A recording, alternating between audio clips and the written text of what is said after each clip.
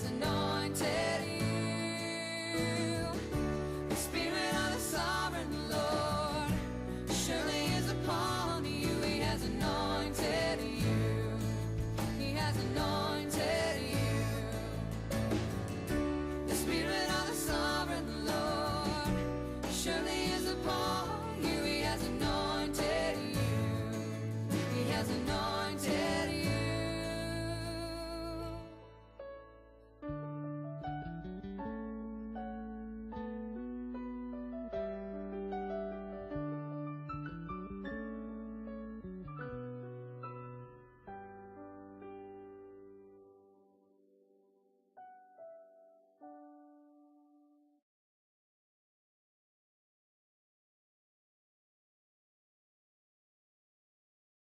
The first thing that one experiences when seeing India for the first time is culture shock. The customs and lifestyles in India are vastly different from what most people are used to in America. We chose this first group of pictures to show a little bit about what one would first notice in India.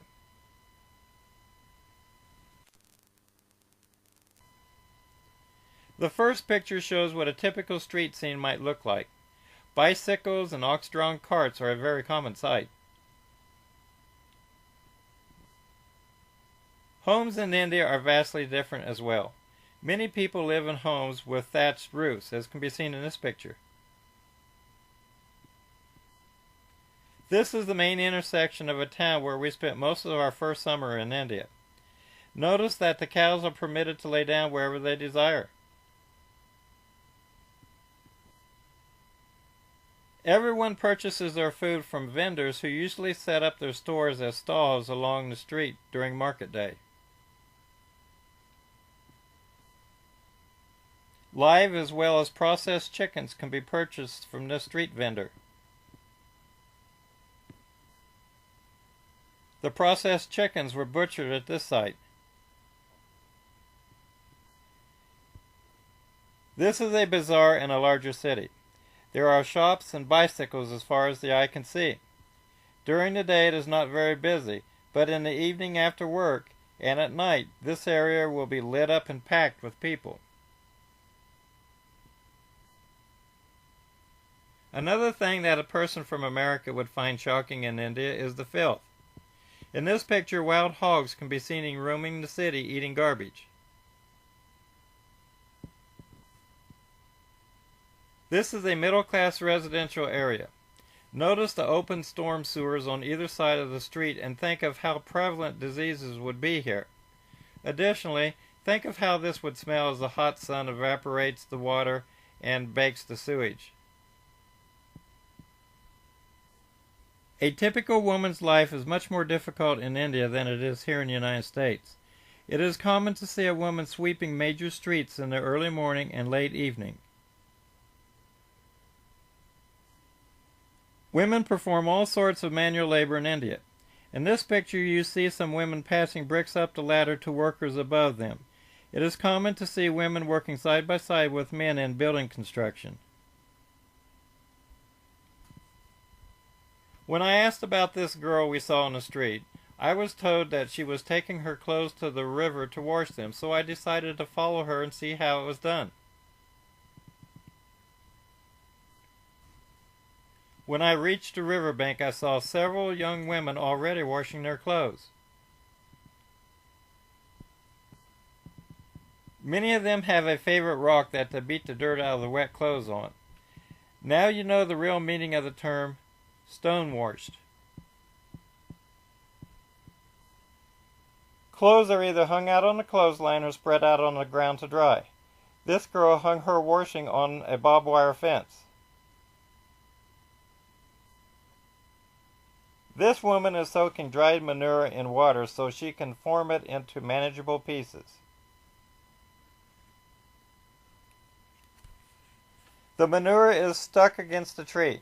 After it is dried, it is used as fuel to cook food on, as one might use charcoal on a grill in this country.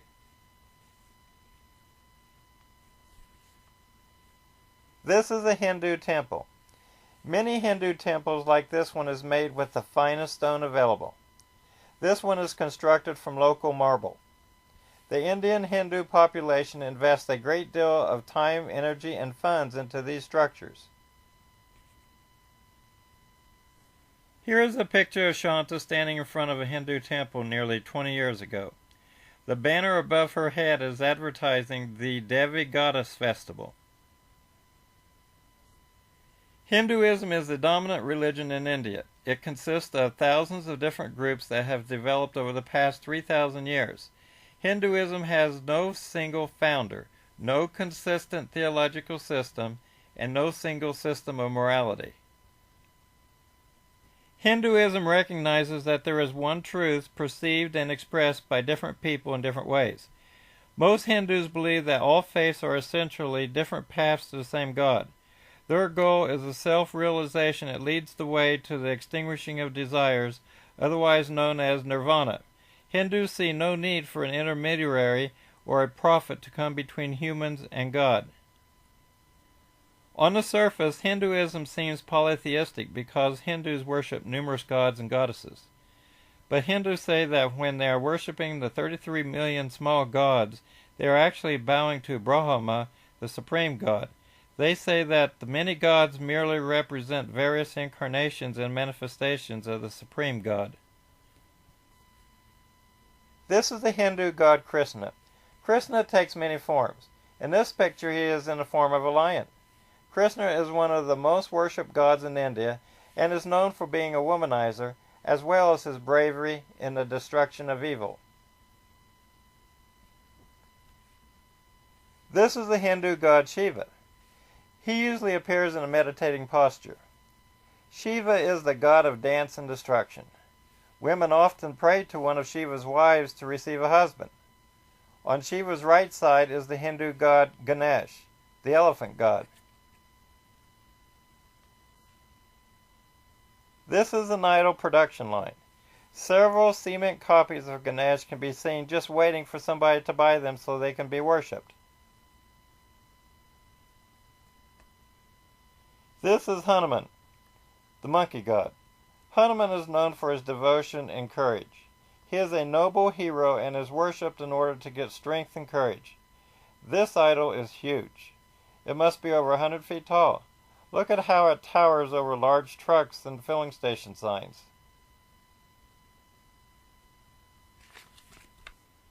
In this picture, a boy is worshiping at a row of stone images under a banyan tree.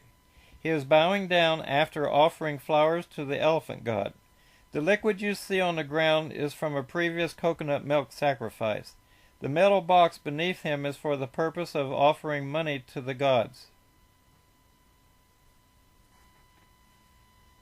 This picture shows a holy man. Holy men wander around meditating. They support themselves by begging. People will give them money for their prayers to God. The river in the background is considered by Hindus to be holy and use it for ritual bathing. Holy men live and sleep on the temple pavements and carry all their possessions in a bag. The idea is for them to live a simple life without giving in to the evil desires of the material world and striving to acquire property. In India, snakes are often viewed as goddesses. Pictured here is a snake charmer performing his trade. There are many ancient legends about snakes. One Indian legend tells about snakes that turn into human beings in order to get revenge on people. The next group of pictures shows my very first ministry trip in India.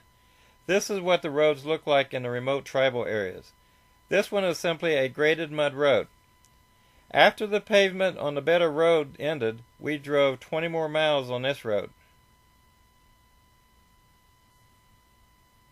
The hut in this picture was built on stilts. The reason for this strange construction was to keep the wild tigers from attacking the people while they slept. The road crossed many streams such as this one. Bridges are expensive and aren't built unless absolutely necessary. This was my first glimpse of tribal people hunting with bow and arrows. Hunting techniques have changed little for these people over the past 100 years. As we drove further into the interior, the road became more narrow and rough. We drove through a couple of remote villages such as this one, and then reached a point where the road ended at a river. By the time we reached the river, it was already dark. I took off my sandals, pulled up my jeans, and waded across the stream. The village where we were going to was about a mile on the other side of the river. Native people have a fear of snakes as well as feeding tigers roaming in the area, and therefore respected our courage to travel at night. Since they had no church building, the meeting was held on the porch of the pastor's home. Pictured here is the pastor welcoming us to speak to his congregation. This meeting concluded with some of the congregation asking for prayer. The next group of pictures shows my second ministry trip in India. As in the first trip, we drove a long distance down poor roads into the interior. We stopped at a local home so I could see how interior people live. This home was more like a log house than the thatched huts I saw in other places. Rice and cooking utensils were among the few items that were visible. As we did in the first trip, we drove to the end of the road, where it ended at a river, and waded across to the other side. Just after we arrived, the village's men returned from a hunting trip. Some of the village children saw me taking pictures of the hunting party, so they wanted me to take their picture as well. There are a few church buildings in the tribal and interior areas of India. This meeting occurred in what would be considered the porch of a house or a barn. It was a structure that shaded both people and animals from the hot sun.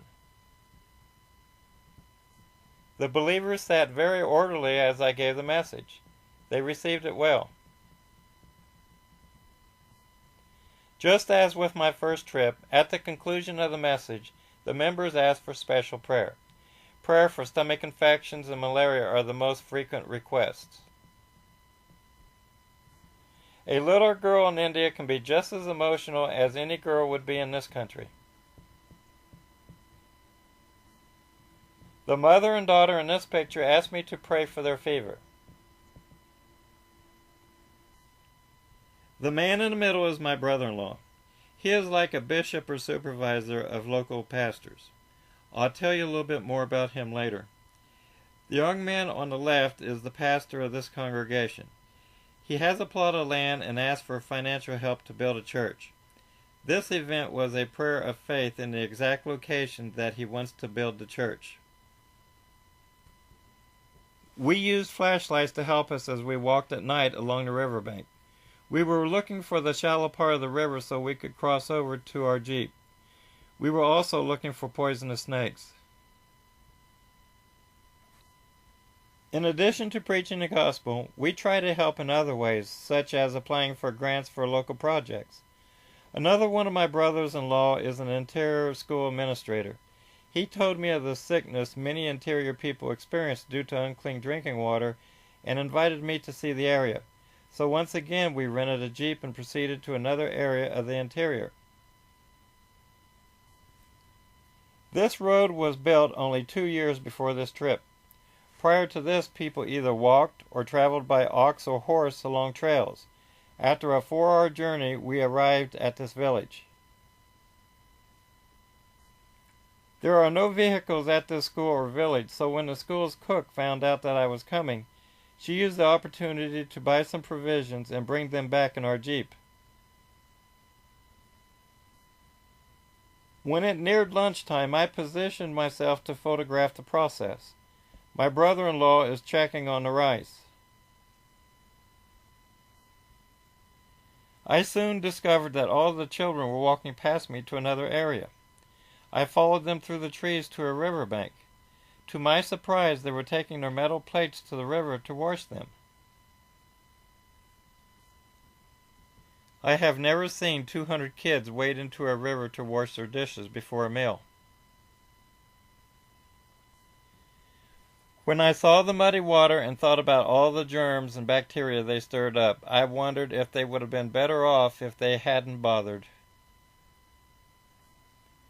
When the students returned, they carried the food to their eating area and lined up in an orderly manner to get their lunch. Their meal consisted of plain rice, lentil curry, and a boiled egg. My brother-in-law is given the equivalent of $5 per month to feed each student.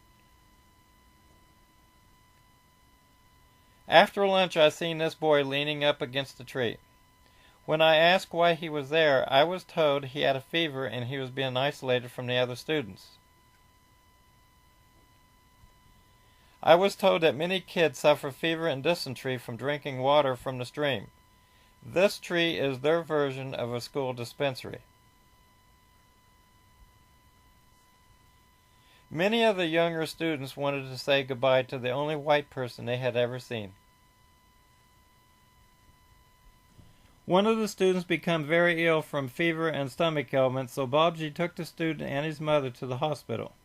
It was a 4-hour trip from the school. In this picture, Bobji is taking food to them at the hospital. Many hospitals in India do not serve food. It is the job of the sick person's family or friends to supply the food. Since this boy's mother has no way of preparing food at the hospital, Bobji used his own money to purchase some at a restaurant and brought it to them. Bobji also checked on the boy's condition and other needs they may have had. One Saturday night, we were invited to conduct a service at the home of a local townsperson. The occasion just happened to coincide with some birthdays. We find that the Lord gives us many opportunities to share the gospel this way.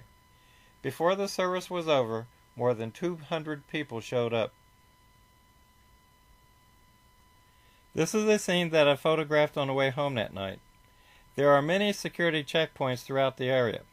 A major purpose of this security post is to ensure that government property such as forest trees are not transported beyond this point. This is the same checkpoint in the daylight.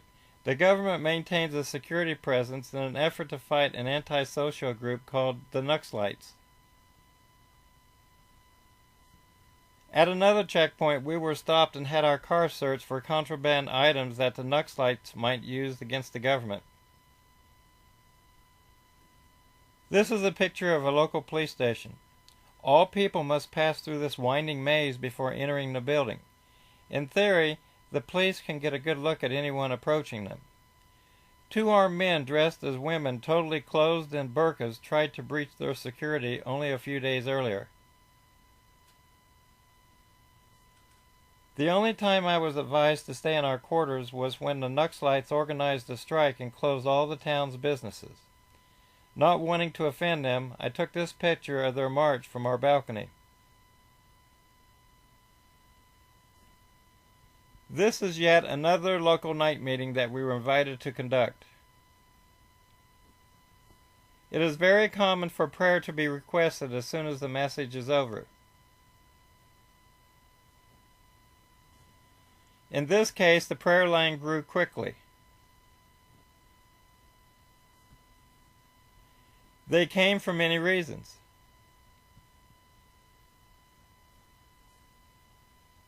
And the people continued for a long time.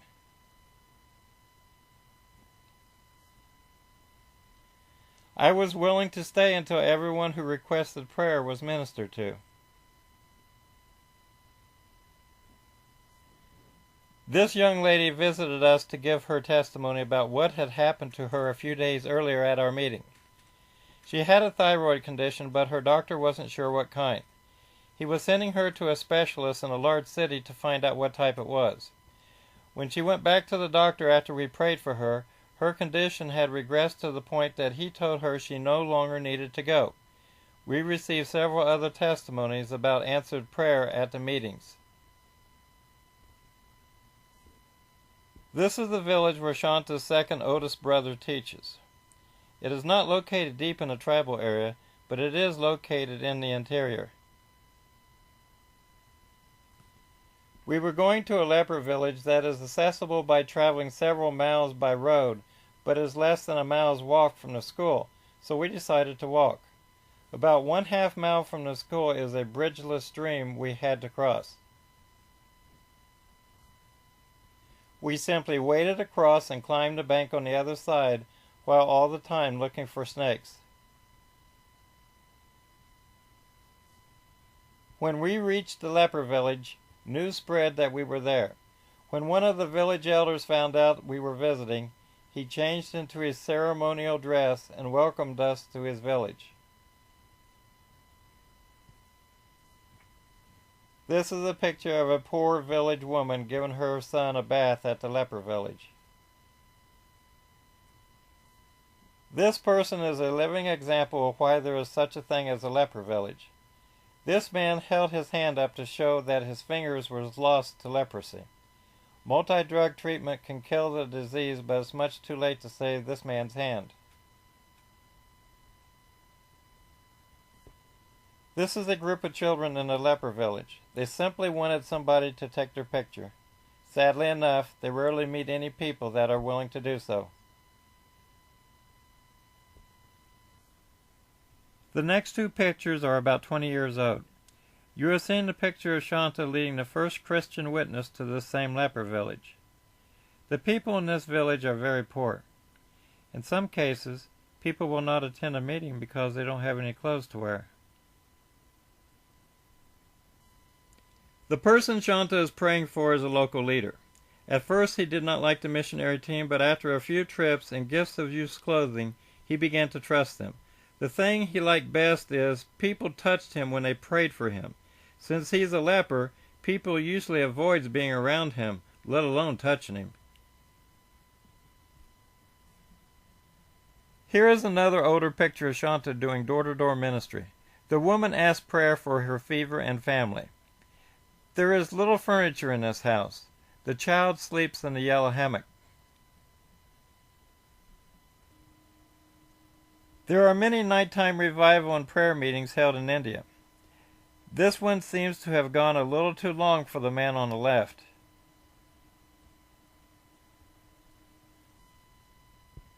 We were invited to speak at the church that Shanta used to pastor in Rajamundry. Her uncle and cousin pastors it now. Shanta introduced me to many of her old friends and interpreted the message that I gave. After the message was given, people came forward wanting prayer for nearly every reason imaginable. I believe that when someone ministering is asked to pray for someone, they should make every effort to do so. It took about 40 minutes for this to be accomplished. I prayed and prayed and continued to pray.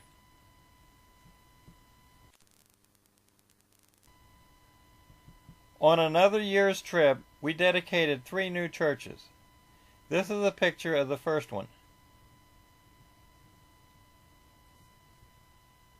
We met with many of the people before the dedication. We complied with their wishes by carrying out a ribbon-cutting ceremony. After cutting the ribbon, we entered the new building for its dedication. The service started with singing and praise. And then we gave the dedication message. We dedicated this second church at night. This time we gave the message first. And then had the ribbon cutting ceremony.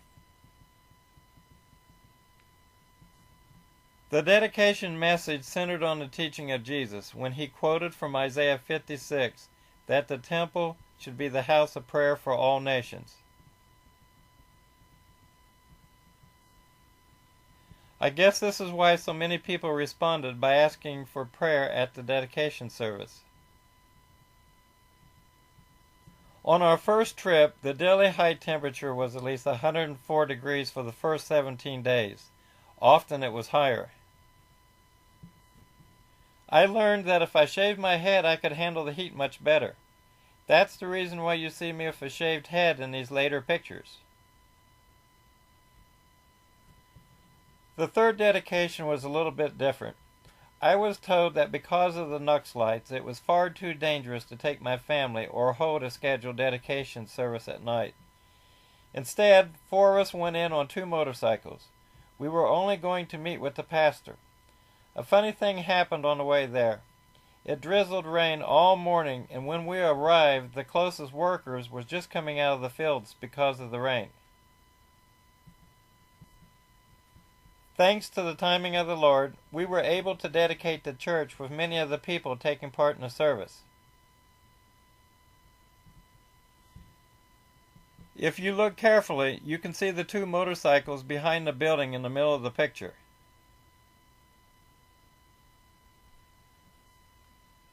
As in the other dedications, people came for special prayer. Little girls, expecting mothers, even veiled women. This girl may have thought her mother was going down. I may have cheated a little bit by holding her up with one hand.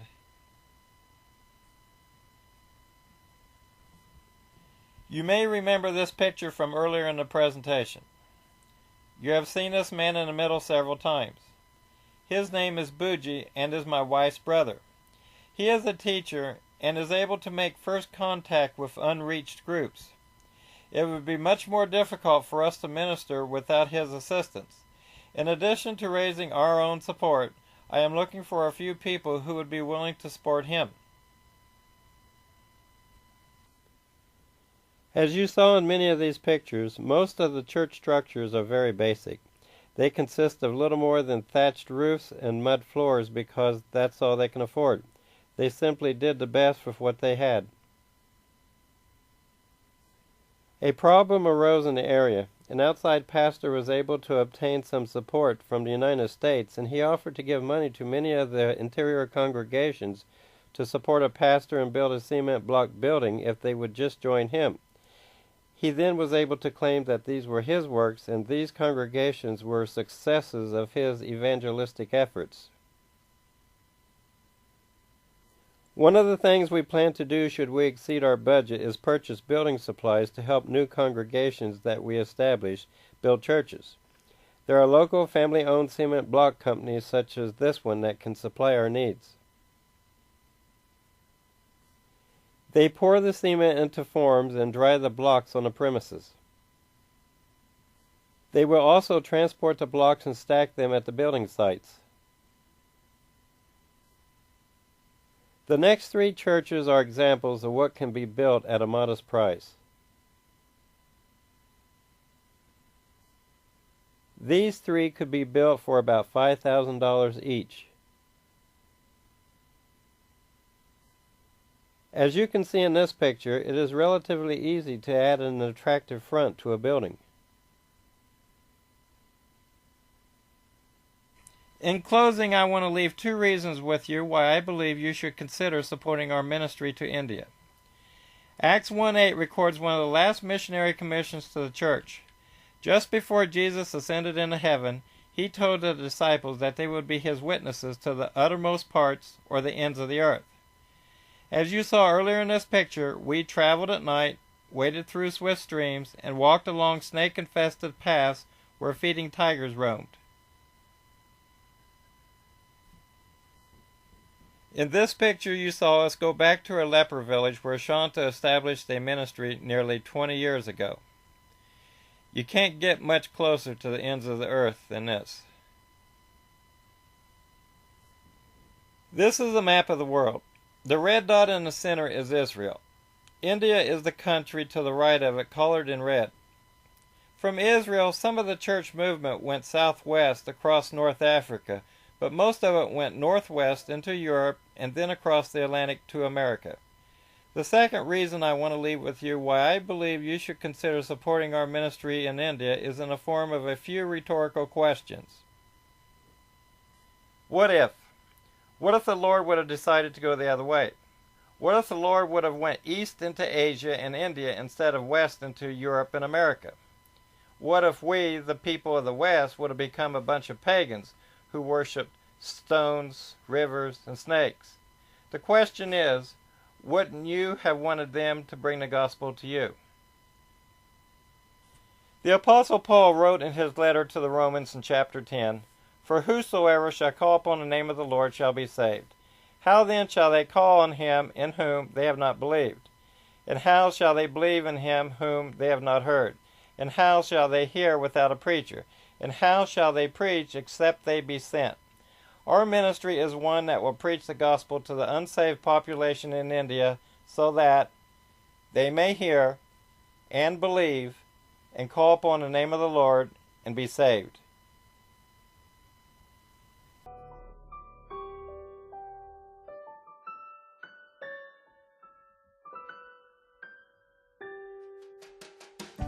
You will preach good news to the poor. You will bind up the brokenhearted. You will proclaim freedom for the captives. You will release the ones in prison. The Spirit of the Sovereign Lord surely is upon you. He has anointed you.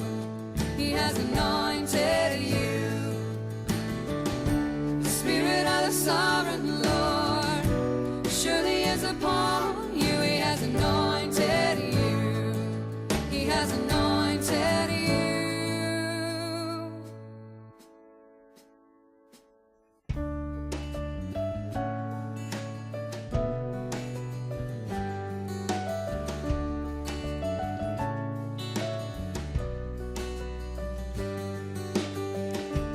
We'll proclaim the year of the favor of the Lord. You will comfort all who mourn. You will provide for those who grieve in Zion. Bestow on them a crown of beauty. The Spirit of the Sovereign Lord surely is upon you. He has anointed you. He has anointed you.